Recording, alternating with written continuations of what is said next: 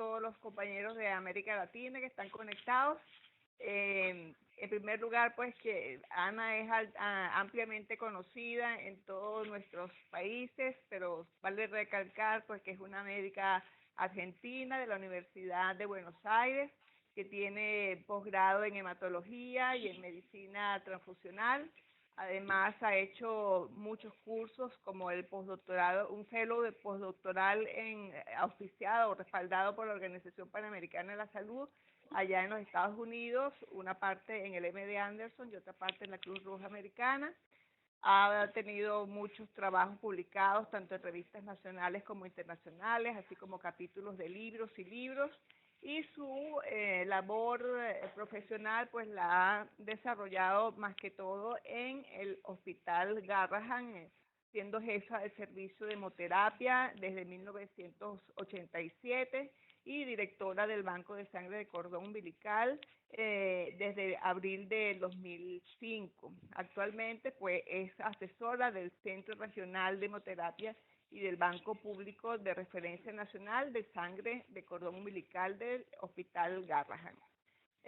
Allí pues hizo numerosos proyectos que puso en muy buen nivel a este servicio de esta institución, y con relación al SIAM pues nada más que fue fundadora del Grupo Cooperativo Iberoamericano en Medicina Transfusional, siendo la primera secretaria que trabajó en conjunto con el doctor Linares para llevar a cabo pues todo esto que hoy en día tenemos.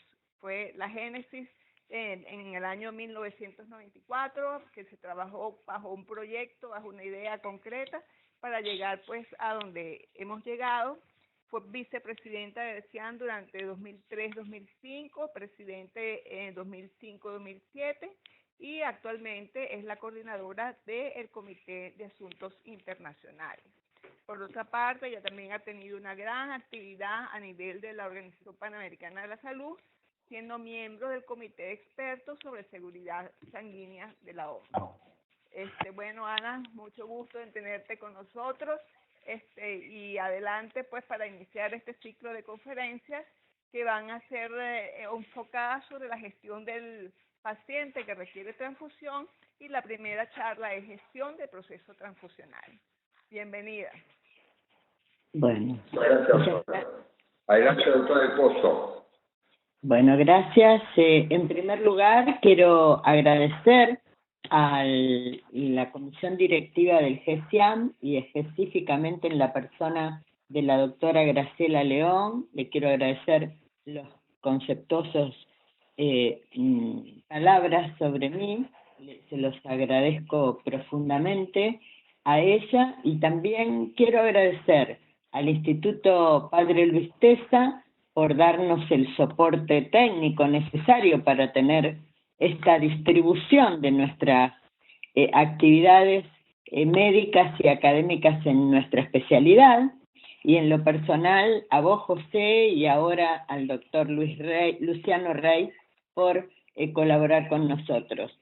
Y por supuesto a todos los que hicieron el esfuerzo para acercarse a los lugares de difusión de estos webinars, porque todos sabemos el gran esfuerzo que los profesionales de nuestra especialidad deben hacer para acceder y para poder lograr también el avance profesional. Así que bueno, dicho esto, voy a comenzar con esta presentación sobre el proceso. Antes que nada, quiero mostrarles a dónde estoy. En realidad estoy transmitiendo desde la ciudad más austral del mundo, que es Ushuaia. Fíjense, en este puntito estoy yo, y acá que cerquita está la Antártida. Ushuaia es la capital de las islas del complejo de islas Sandwich, Georgias, Islas Malvinas y Antártida, Argentina. Estamos muy lejos, pero también muy cerca. Este es el tipo de construcción desde donde la gente habita en esta ciudad. Este es el paisaje que se ve desde las ventanas. Este es el puerto a donde llegan transatlánticos de todo el mundo, especialmente de Europa y algunos de Estados Unidos también. Quería decirles todo esto para que vieran y mostrarles un poco la belleza de nuestro país. La gestión del proceso transfusional es obviamente una actividad en la que todos nosotros, los que hacemos la medicina transfusional, estamos implicados. Ahora bien, esa gestión es necesario que se organicen procesos, es necesario que esos procesos tengan un programa. ¿Desde dónde tiene que ser ese programa? Bueno, el proceso de la transfusión es un gran proceso que, como todos sabemos y se repite en diferentes presentaciones, abarca desde la captación del donante hasta la evaluación del paciente después de haber recibido una terapia transfusional. ¿Por qué es necesaria su gestión mediante un programa específico? Es necesario precisamente porque ante la percepción de que esta actividad tenía grandes baches en su gestión, ese proceso que se inicia en el donante y que termina en la evaluación del paciente, en muchos países, probablemente motivados y desencadenados por la pandemia del SIDA, como sucedieron tantas cosas en nuestra especialidad, iniciaron, por ejemplo, en el año 1993 en Francia, un programa de hemovigilancia, consecuencia de los graves problemas que tuvieron los franceses con el VIH, y desarrollaron un programa que incluye, le llaman hemovigilancia, pero incluye la gestión del riesgo y la gestión del proceso de la transfusión. Fíjense que ellos prepararon expertos, que en general son médicos, llamados hemobiólogos, que cubren alrededor del 95% de las transfusiones. Esos son profesionales que están ocupándose en los hospitales desde la indicación transfusional, la supervisan y la aprueban o desaprueban.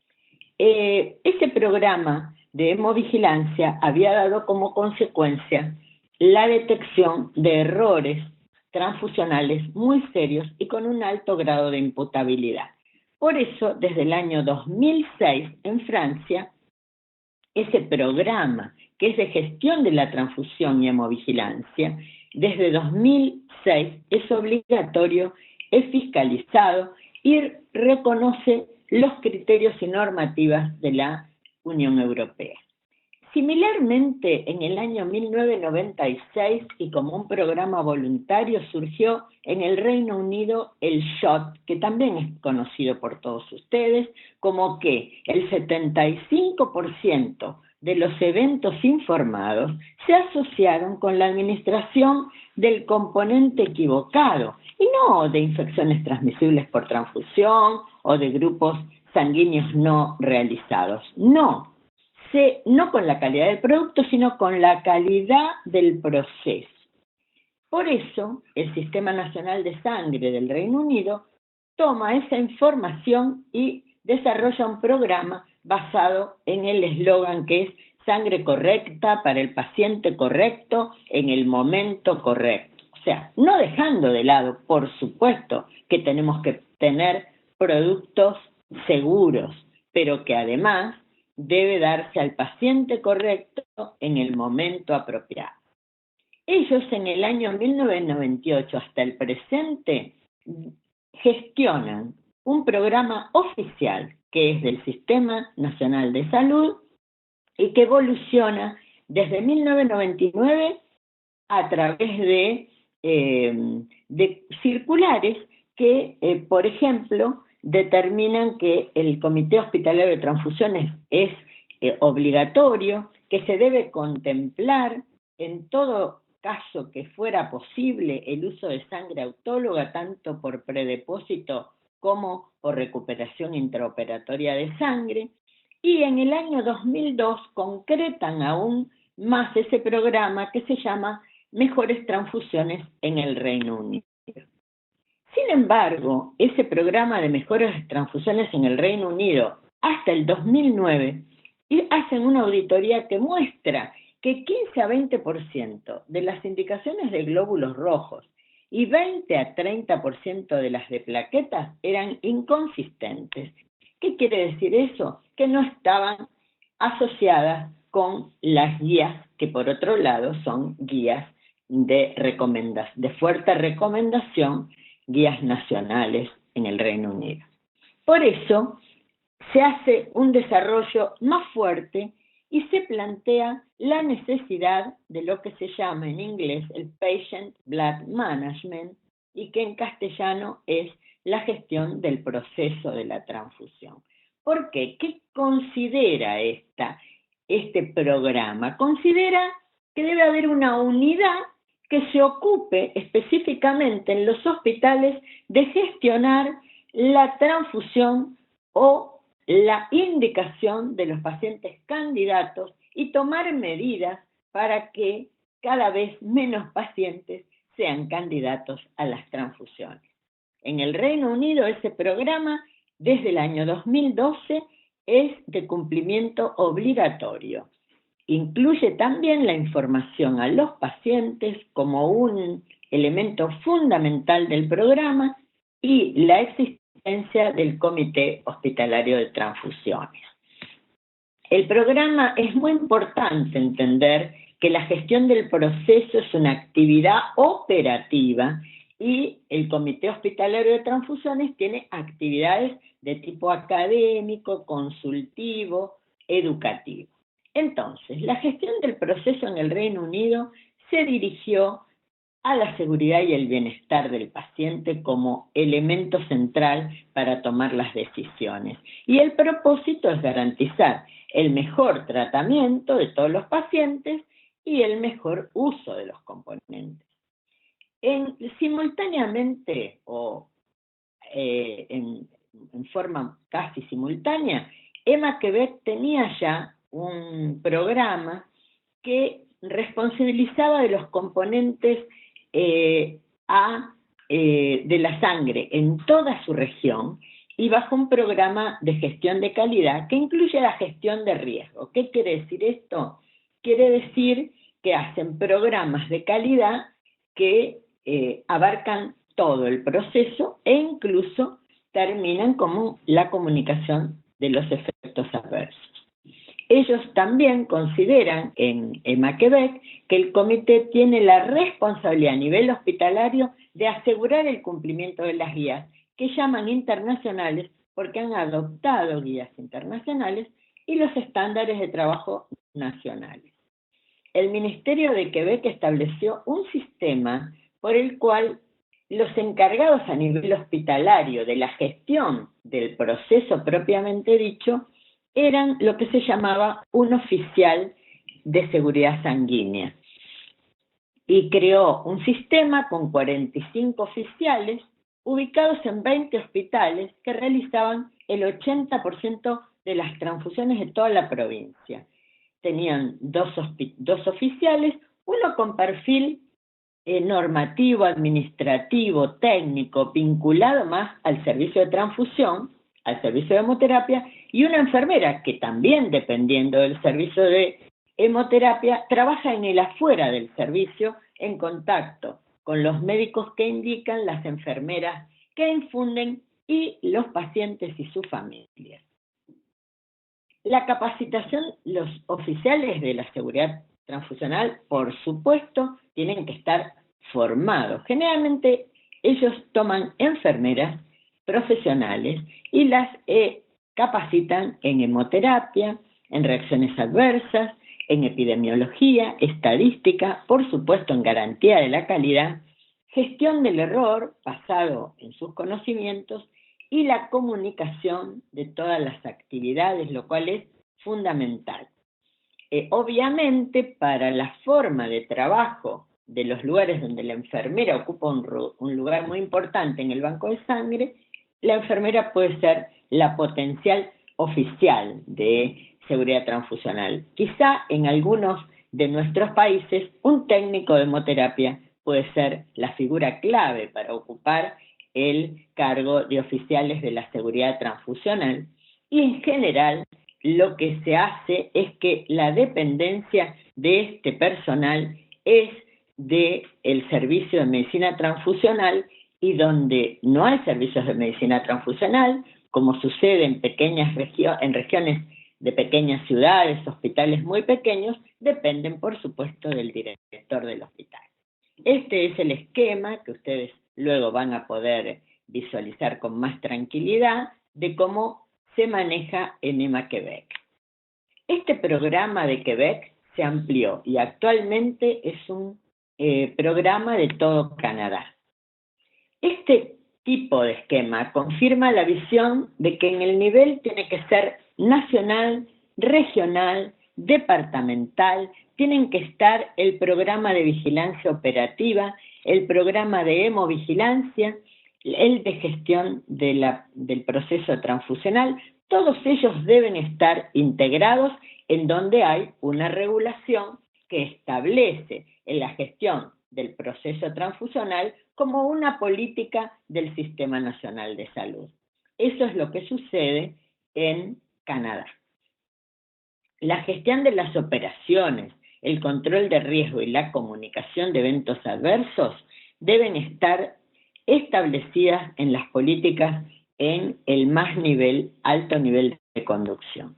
Fíjense, acá en Australia ya está muy avanzado, lo mismo dentro de la Autoridad Nacional de Sangre de Australia, tienen las guías del Patient Blood Management o de la gestión del proceso de la transfusión, y fíjense todos los materiales que ya han publicado que están disponibles, como el módulo de sangrado crítico, perioperatorio, clínico, de cuidados intensivos y las actualizaciones.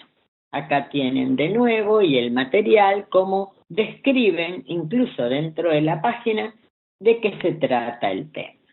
El programa entonces tiene, acá me gustaría remarcar, todos los contenidos del programa los pueden encontrar en ese material, pero es muy interesante resaltar cómo ellos destacan que los pacientes y su familia deben recibir información apropiada acerca de la terapia transfusional, a través no solo del consentimiento informado, sino de panfletos explicativos y de los medios de comunicación. Propone, y esto es muy importante para poder sostener esa red necesaria para tener un programa nacional o jurisdiccional de gestión, que sea un programa de educación para adultos para todos los componentes de la red, señalando la necesidad de que haya un material de estudio bien diseñado y un personal dedicado específicamente. Y estos programas deben implementarse. Los resultados deben ser evaluados para garantizar que se obtengan lo que esperamos de ellos. Y por supuesto son necesarios.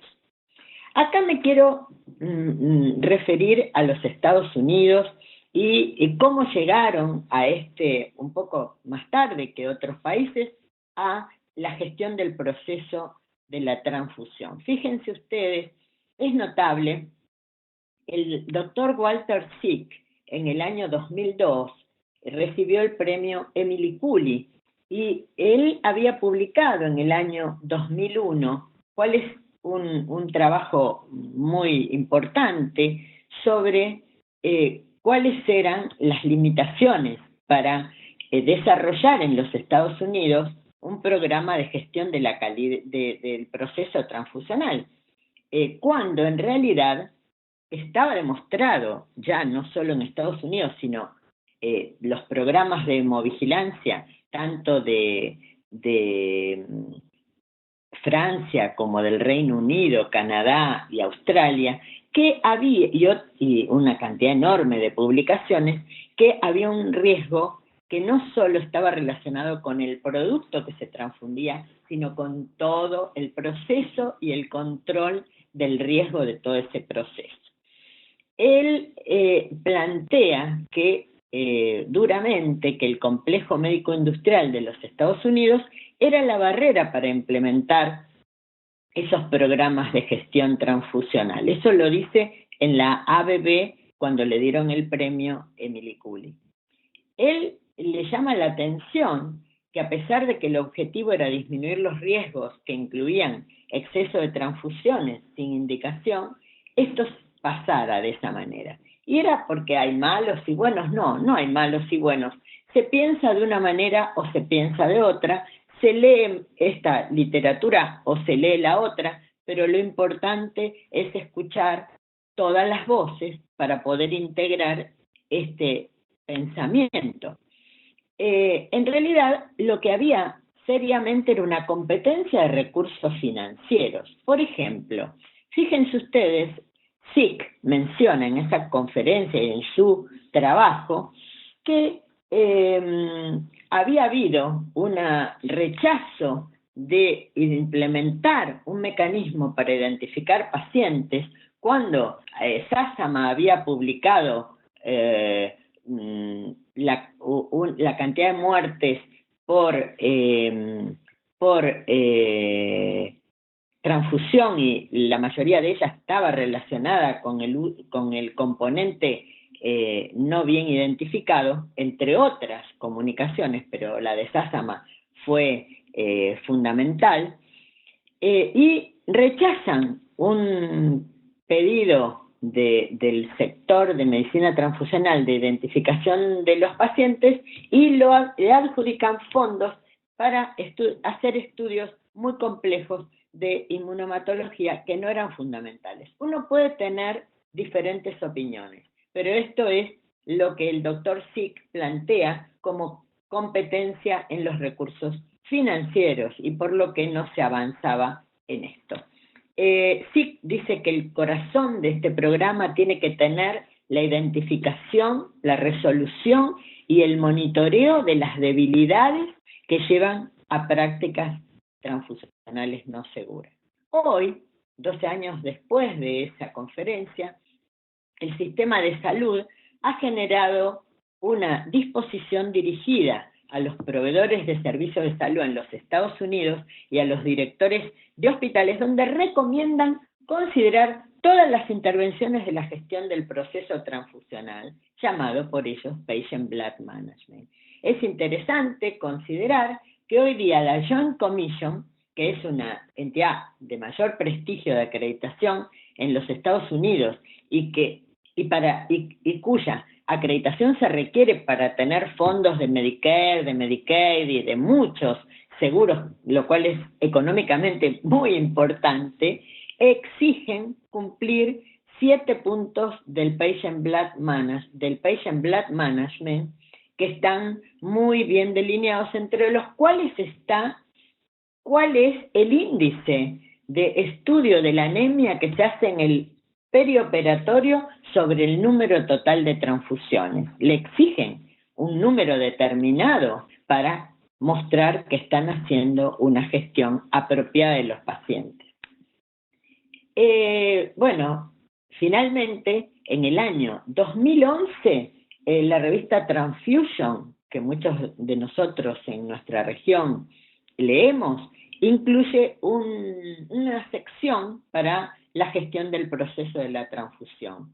Y en el año 2014, en el mes de octubre, publica este número dedicado al paradigma, a la evolución del paradigma de la gestión del proceso transfusional, y fíjense qué interesante y agradable, si se quiere, la tapa donde ponen como una receta del Patient Blood Management cuáles son los ingredientes, evaluación del paciente, técnicas intraoperatorias, el cuidado postoperatorio y de cuidado intensivo, la revisión del uso de sangre y la educación de los médicos. Ahora bien, para que pase esto, tuvieron que pasar muchas cosas antes, y es lo que está en la responsabilidad académica nuestra para empujar a que se tengan que tomar decisiones.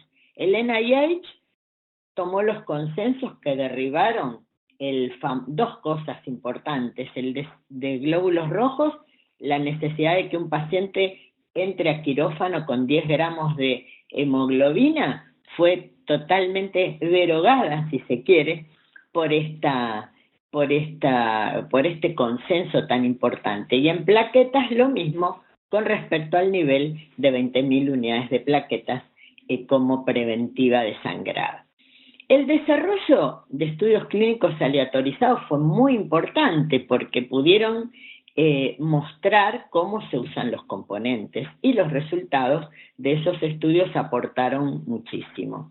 El uso de sangre autóloga, la recuperación intraoperatoria, el uso de eritropoyetina y la creación de sociedades científicas específicas dedicadas a estos aspectos. Por ejemplo, la NATA, que era una asociación para el avance de alternativas a la transfusión, formada por especialistas multidisciplinarias, sobre todo anestesiólogos, cirujanos, hematólogos y especialistas en transfusión, que se dedicaron a mostrar y a publicar cómo esos umbrales que se utilizaban eran exagerados y cómo debía utilizarse mejor la sangre, basados en evidencias, por supuesto.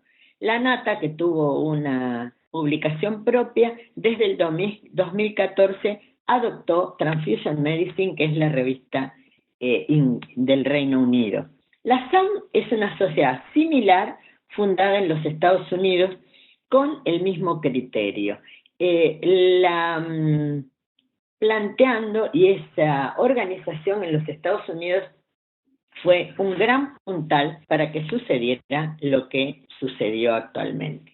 Entonces, ¿qué es la gestión del proceso transfusional? Es una gestión clínica con una aproximación multidisciplinaria para optimizar el cuidado de los pacientes. Debe aplicar evidencia clínica y quirúrgica para alcanzar mejoras medibles. Es importante que la mejora de nuestros pacientes sea medible tanto en la seguridad como en los resultados clínicos al final de la internación del paciente. Y secundariamente se obtiene de esto una disminución de los costos de atención y del costo para el paciente en lo que hace a la disminución de tiempo de internación, lo cual está demostrado que con mayor número de transfusiones ha aumentado el número de estadía en los hospitales.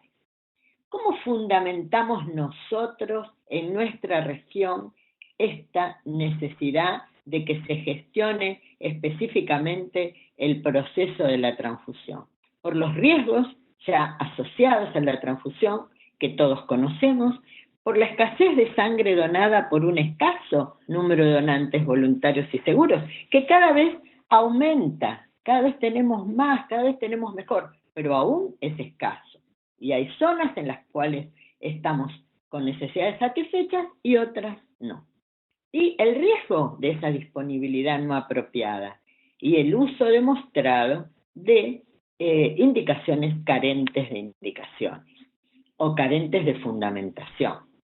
Por otro lado, es la demostración de que transfusiones con un umbral menor son absolutamente efectivas, tanto en adultos como en niños, y eso fue demostrado. En adultos, bueno, el trabajo aleatorizado prospectivo en terapia intensiva hecho por Ebert, publicado en el año 99, revoluciona el uso de concentrado de glóbulos rojos, y luego en niños se hacen algunos estudios que son similares en sus resultados y otros que, aún como en niños es muy difícil hacer este tipo de estudios, no han tenido resultados también consistentes con los de Ebert, pero sin embargo muy cercanos a ellos.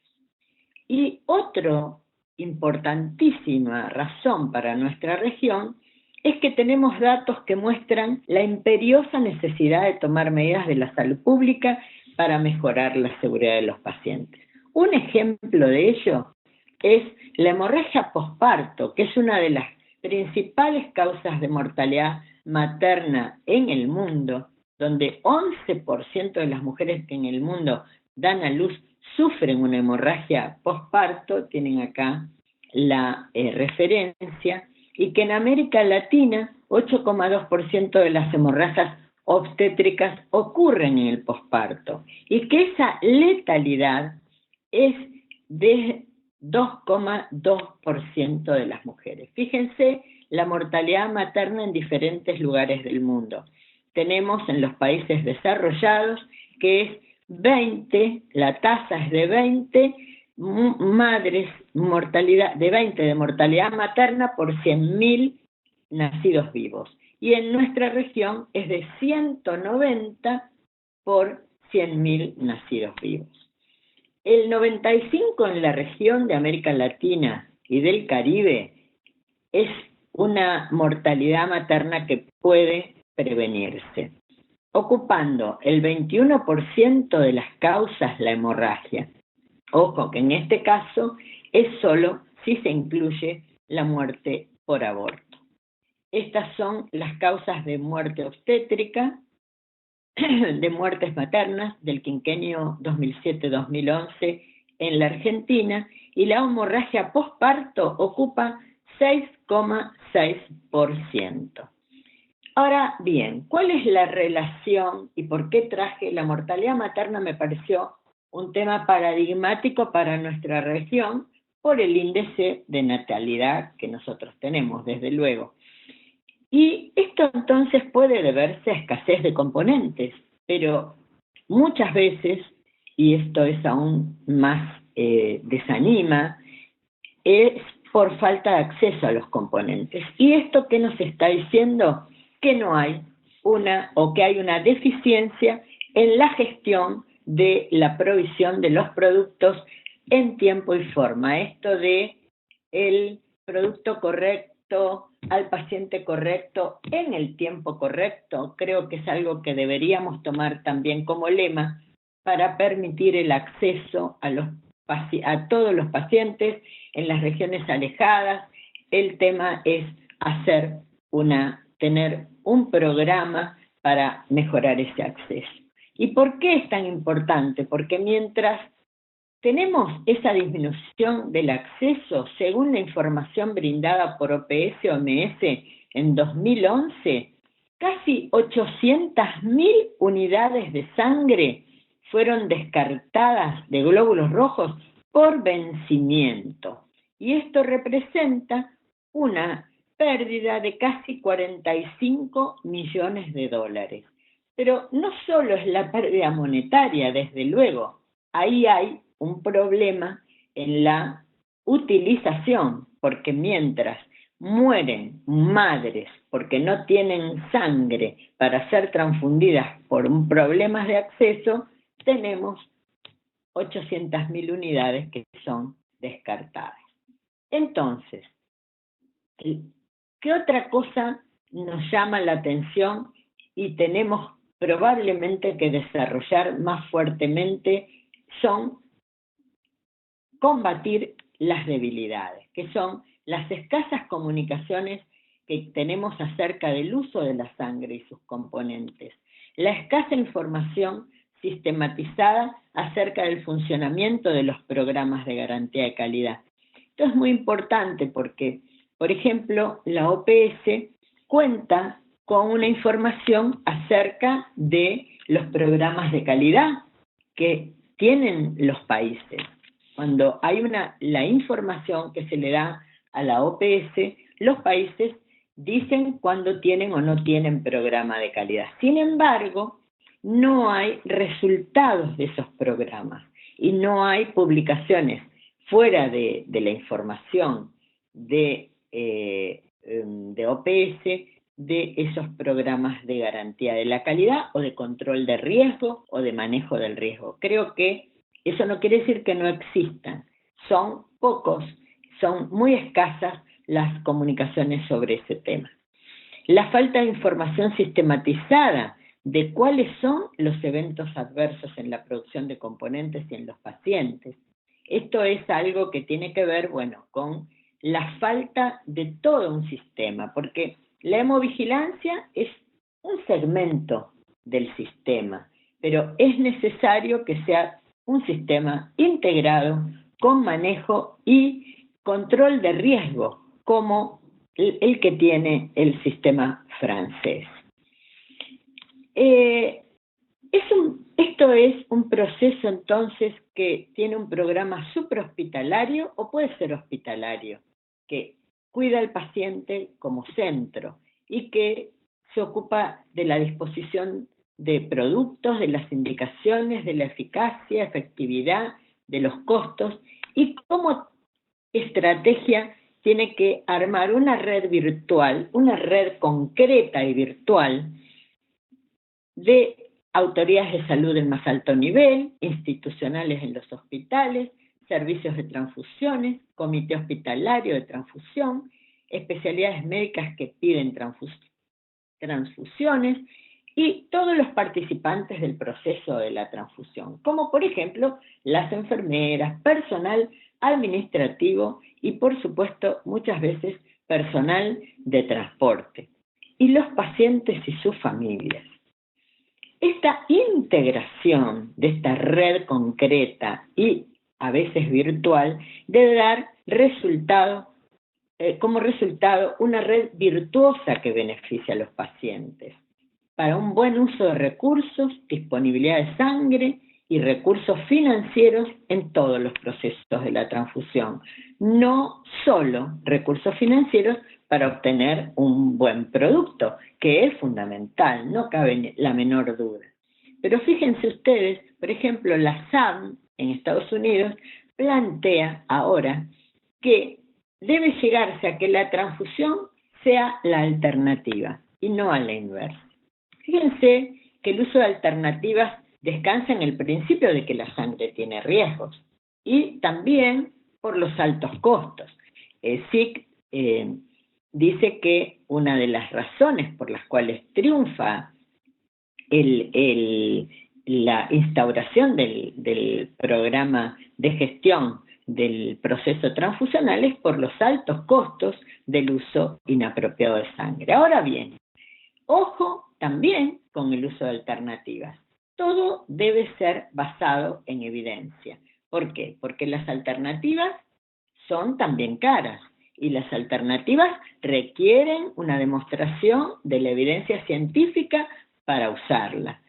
En esto no me voy a extender, por supuesto, porque colegas que van a hacer otras presentaciones a lo largo del mes de marzo van a hablar de estos temas. ¿Cómo entonces debe estar el programa de gestión del proceso transfusional para abordar al paciente candidato a transfusión en el sistema de salud? Hay el Programa Nacional de Sangre debe diseñar y ejercer la gobernanza del programa. Debe medir los resultados a través de los diferentes programas de vigilancia. La dirección del hospital debe implementar y recibir la información de qué hacer, pero además informar de los resultados al ministerio. Acá tenemos el programa, que coordina la operación de las actividades del programa, que depende en general del servicio de hemoterapia, de transfusiones, que informa a su vez a la dirección del hospital. El Comité Hospitalario de Transfusiones es el órgano académico fundamental para acompañar todas las actividades y asesorar y desarrollar y cuestionar y trabajar en las guías clínicas para apoyar al programa de gestión. Y acá tenemos la comunidad médica, que debe ser informada y educada en forma continua. Recuerden la cosa básica. ¿Hola? Perdón, doctor. Se interrumpió la última frase. Ok. La última frase es la comunidad médica. Eco. La comunidad médica, la enfermería, otro personal hospitalario, los pacientes y los proveedores de servicios de salud y los proveedores a los servicios de salud, ambos, deben estar educados e informados. Y fíjense qué interesante lo que plantean los australianos en su programa nacional de Australasia.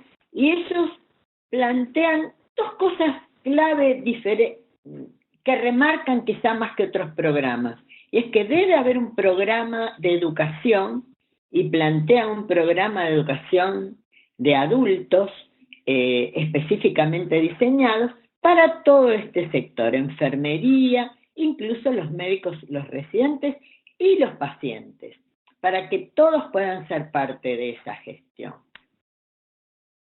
¿Qué es la gobernanza que tiene que ejercer el ministerio? Es asegurar la existencia del marco estratégico para desarrollar esa política. Tiene que haber un planteo de cuál es el marco, cuál es la regulación. Debe requerir que haya una regulación dentro de la normativa de las normas de medicina transfusional de cada país. Debe estar incluido el desarrollo de esa gestión del proceso transfusional como un programa específico del programa, del plan o del Sistema Nacional de Sangre. Y también debe implementar el programa en el nivel más alto hacia los hospitales. Y debe crear las redes y educar a sus componentes. De nuevo, educar, porque si creamos redes y no saben de qué se trata, no conocen el objeto de su función, que es la calidad de atención del paciente a través de las transfusiones, va a ser muy difícil que ese programa funcione. Pero además debe supervisar mediante la fiscalización que debe ser periódica, debe tener una rutina determinada y unos resultados determinados. Y debe rendir cuentas a los usuarios de ese programa. Es muy interesante que tomar la fiscalización dentro de esta gobernanza como un acto que nos beneficia a todos, porque cada fiscalización debe ser una herramienta de ayuda para desarrollarnos y aprender. Acá tenemos los componentes que son las estrategias, las herramientas, las actividades y las tareas a desarrollar. Las estrategias serían disminuir el uso perioperatorio en todos los escenarios, disminuir los efectos adversos y mejorar la eficiencia del sistema, o sea, la costo-efectividad. Pero las herramientas fundamentales son la regulación, el diseño y la puesta en marcha del programa y la financiación, desde luego. Tiene actividades como formación de redes, educación de nuevo de los componentes y el fortalecimiento de los comités hospitalarios. Y en las tareas, realizar encuentros de capacitación del programa y programa de capacitación en todos los niveles. De nuevo, la capacitación.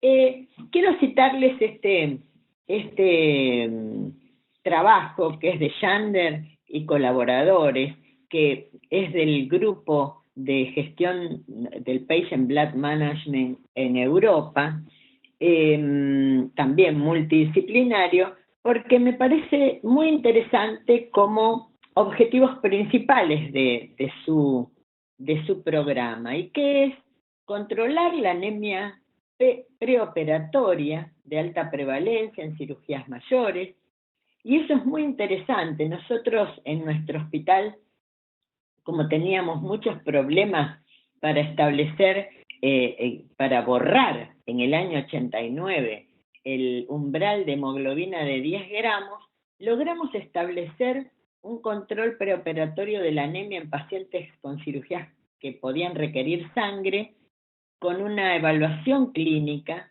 y es excelente porque se suspendieron muchas cirugías, se suspendían las cirugías y se cambiaba el turno quirúrgico hasta que el paciente alcanzara las hemoglobinas necesarias para llegar a la cirugía. Con lo cual se evitaban transfusiones y, por supuesto, morbilidad de los pacientes.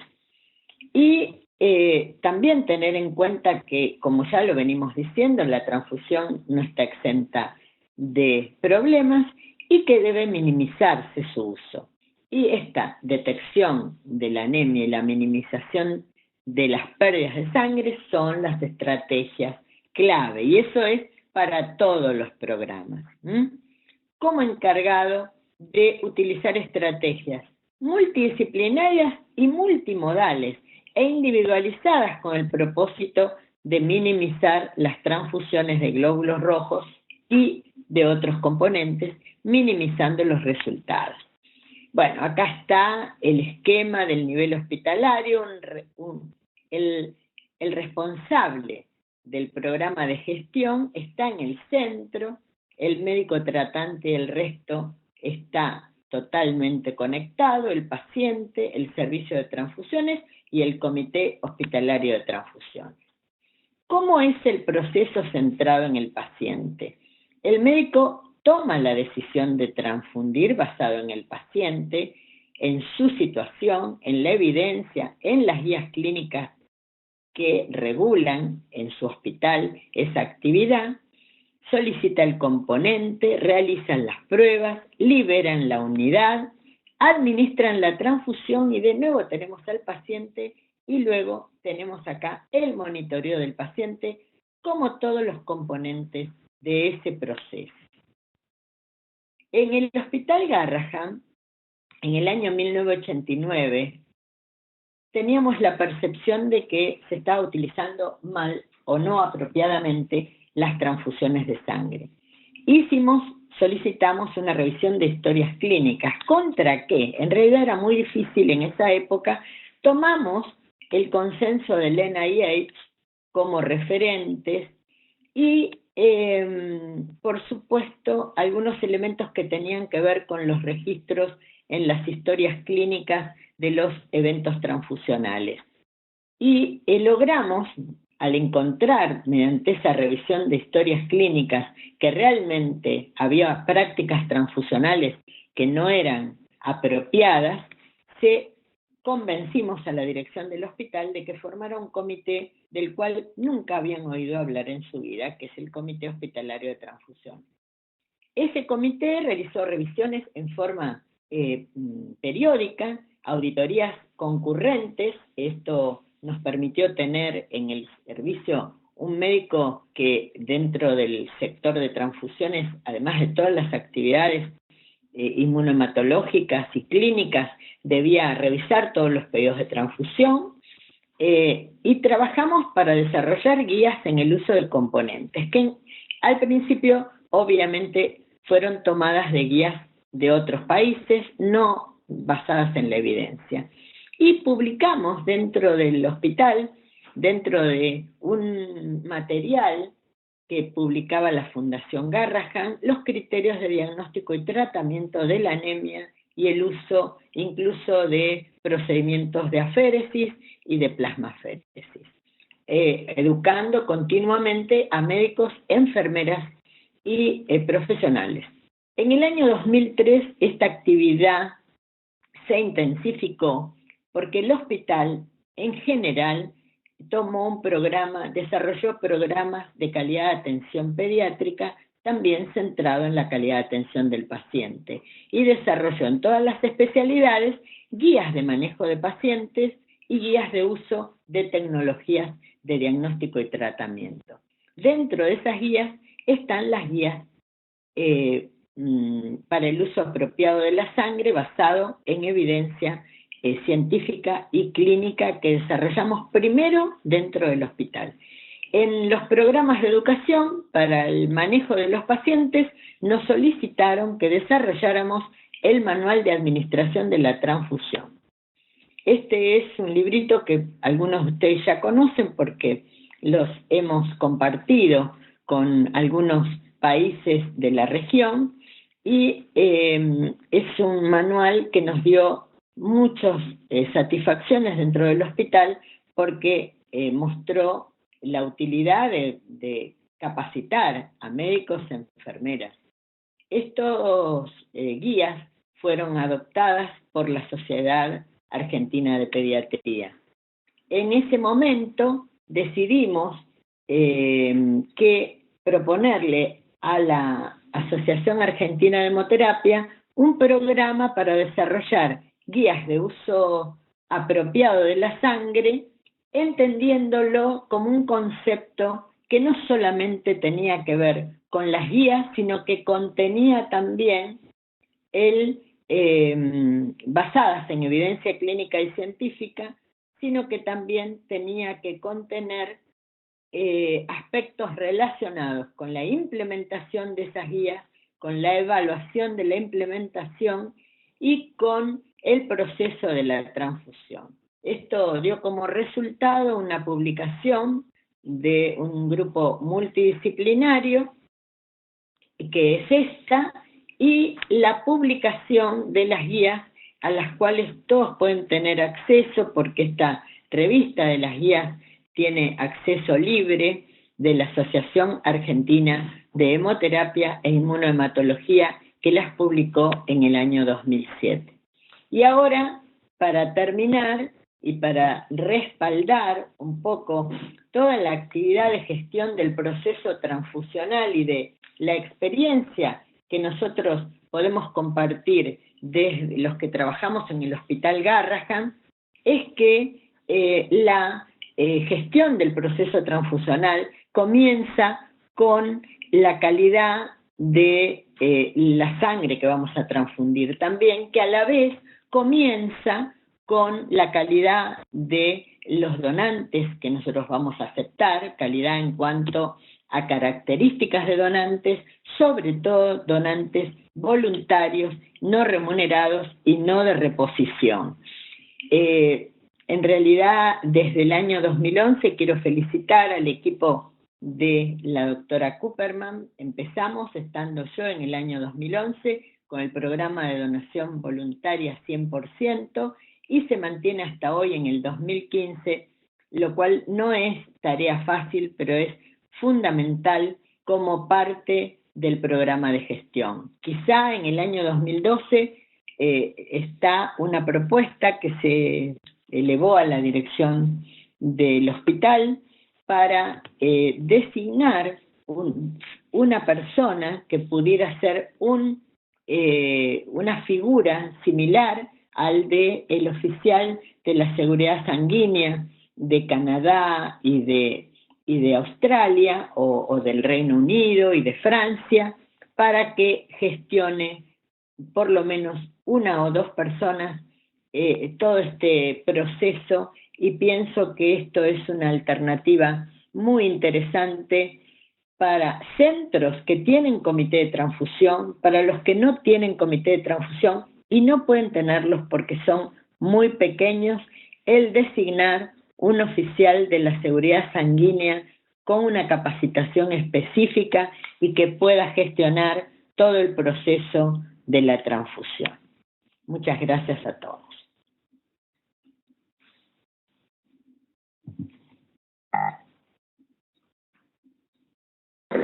Muchas gracias, doctora. Vamos a abrir entonces la ronda de preguntas. Recuerden todos los participantes que es a través del chat las preguntas. Graciela, en Caracas, no sé si tú quieres hacer un mini cierre en este momento. Bueno, claro que sí. Gracias, Ana. Excelente tu exposición, muy completa. Y nos da una visión del alcance que tiene este programa de gestión del proceso transfusional.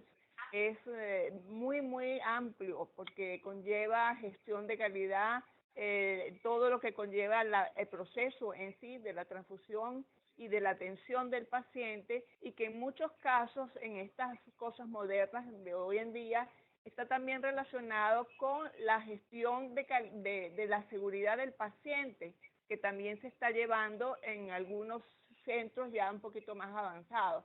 Aquí en Caracas hay algunos centros que están incursionando en ese área también, que está íntimamente relacionado pues con esto de gestión del paciente que se va a transfundir o gestión del proceso transfusional. Yo pienso pues que la parte de formación del personal del recurso humano es sumamente importante para poder llevar a cabo esto. me gustaría que hicieras como una síntesis para los países que no tienen mucho avance en esto, que prácticamente somos la mayoría.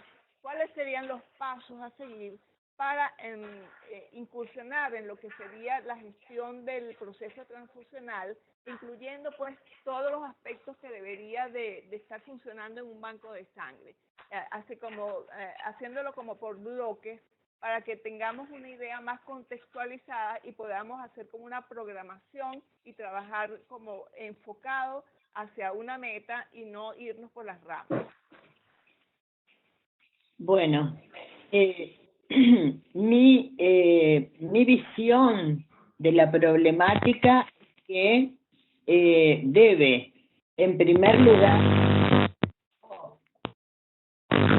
¿Escucha? Un segundo, que hay una interferencia suya. Un segundo. La gente de Paraguay, por favor, no abra el micrófono. Agradeceré a la gente de Paraguay no abrir el micrófono. Gracias. Adelante, doctora, disculpe. Sí, en realidad el primer paso es que los especialistas, los hematólogos y los hemoterapeutas que están a cargo de los servicios de transfusión, los servicios de medicina transfusional en los hospitales, comprendan que esto es importante, comprendan que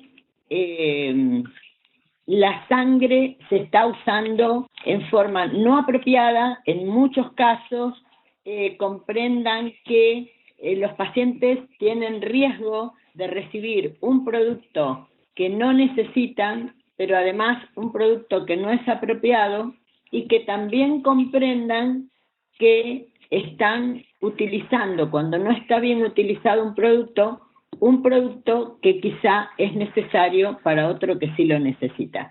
A partir de ahí tiene que surgir el compromiso de motivar el desarrollo de esta gestión, porque de hecho la gestión la hacemos todos.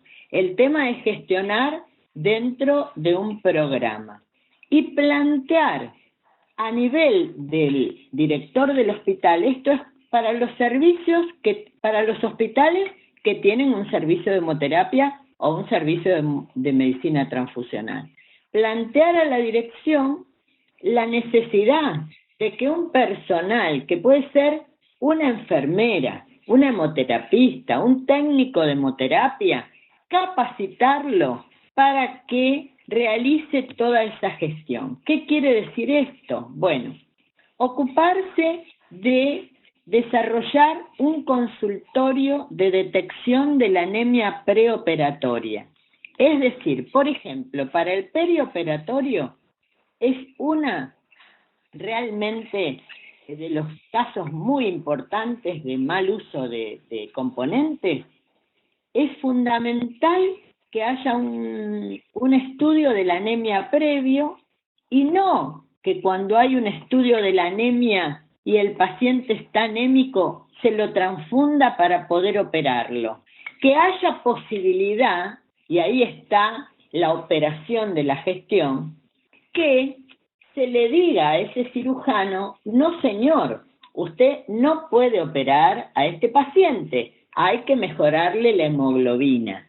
Y eso se puede hacer a través de establecer una persona que tiene que estar empoderada y que tiene que tener la autoridad para decirle al cirujano que no puede operar a esa persona, a menos, por supuesto, que se trate de una emergencia clínica, como podría ser un CA o cualquier indicación específica. Pero las cirugías selectivas no pueden ser llevadas al quirófano con anemia, ni transfundirlas para llevarlas al quirófano, ni llevarlas a un quirófano con una hemoglobina que, dada la pérdida estimada, va a ser transfundido seguramente. Esa es una de las estrategias, pero también la estrategia del uso de las alternativas en la emergencia, tanto emergencias obstétricas, el uso de solución salina como expansor, la u otras alternativas en la emergencia obstétrica o en la emergencia traumatológica. Es decir, estrategias que van desde lo administrativo hasta lo operativo. Tienen una cantidad de actividades que contienen conceptos clínicos.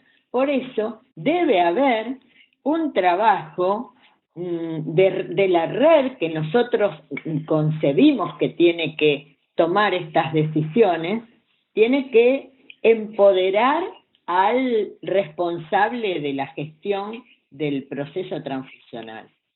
Tiene que haber reglas. Eso es, por supuesto, lo básico. Y si desde el Ministerio de Salud, que sería lo ideal, se bajara dentro de las normas transfusionales de cada país que la gestión del proceso transfusional es una actividad del programa y que es obligatoria para los hospitales, como lo hicieron en el Reino Unido, esto facilitaría obviamente las cosas, pero como todo necesita recursos y por eso lo planteé en mi exposición. Es necesario, si se hace a nivel ministerial como si se hace a nivel hospitalario, se necesita recurso humano y recurso financiero para que esto funcione. No sé si aclara esto un poco el panorama. Obviamente, sobre la operación de esto hay mucho para hablar. Muchas gracias, doctora, muy claro. Tengo una pregunta desde Bolivia.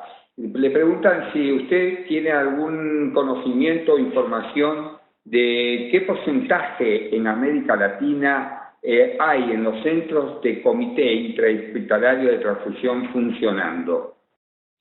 No, yo no tengo esa información en este momento, pero sí está en la página web de la OMS. Yo recuerdo que es aproximadamente, creo que eran 42 centros que reportaron que tenían en el mundo, para la OMS, comités de transfusiones, y que la mayoría de los 42%, ¿no? Y que la mayoría corresponden a hospitales de alta complejidad y en general a países desarrollados, lo cual era bastante desalentador, ¿no? La verdad que está. Bueno, desde Buenos Aires le agradece la exposición a la doctora Góngora y le consulta si considera que la guía de tromboelastografía en sangrados importantes ayuda a reducir las transfusiones de plasma y plaquetas. Bueno, sobre eso hay va a haber una presentación, no sé si vio la doctora, que va a hablar el doctor Santiago Leal Noval, que tiene experiencia en eso. En realidad, yo creo que cada vez está más difundida la utilidad de la tromboelastografía. Yo me inclino a pensar que es un elemento que aporta mucha utilidad y creo que debe ser incorporada. Es un viejo método que por supuesto mejoró en la calidad en los últimos años, que fue resistida por muchos hematólogos, pero personalmente creo que sí, que va a reducir el uso. A mí personalmente yo soy muy optimista en ese sentido. Bueno, no tenemos hasta el momento más preguntas. Le agradecemos claramente su tiempo de haberse conectado de tan lejos, porque si para Buenos Aires es lejos, imagino lo que lejos es para el resto, o al revés, qué lejos estamos nosotros de allí. Y bueno, por supuesto, como siempre, queda abierta la posibilidad que los colegas nos realicen preguntas y supongo que ustedes, si se las mandamos por el correo electrónico, no tendrán problema en contestárnoslas y podemos ponerlo en algún foro de la web del GESIAM, si usted está de acuerdo, doctora. Sí, por supuesto, y gracias a todos por estar ahí presentes y hacer preguntas. Muchas gracias. Bueno, personalmente también les quiero agradecer a todos los colegas, amigos de América Latina que se han contactado hoy, que han hecho un tiempo para contactarse. Les recuerdo lo que les dije al principio, corto con ustedes y me van a bajar el link para poder cargarlo en la página web a nuestros diseñadores y que ustedes todas las veces que quieran puedan consultar. Doctora, le está agradeciendo desde Honduras su excelente presentación y Graciela me pregunta cuando tenemos el link está saliendo ahora cuando terminamos la conversación, que se la estoy mandando a Carlos Varilla y por supuesto a ti, Graciela.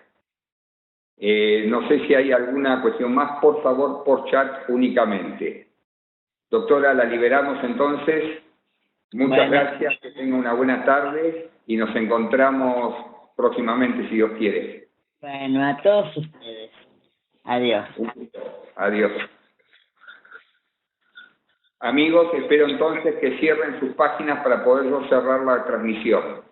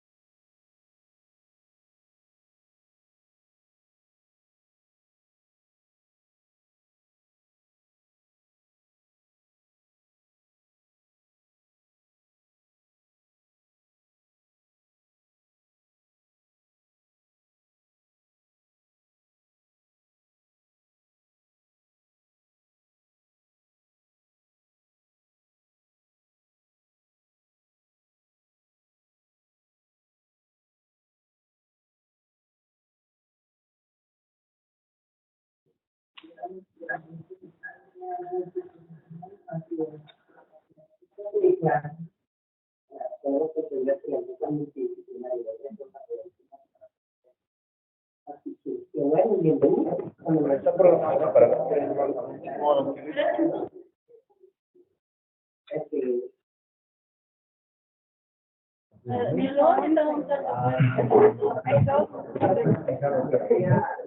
yo siento que nosotros que acabamos de salir necesitamos mucho esa apoyo. Somos las viejas.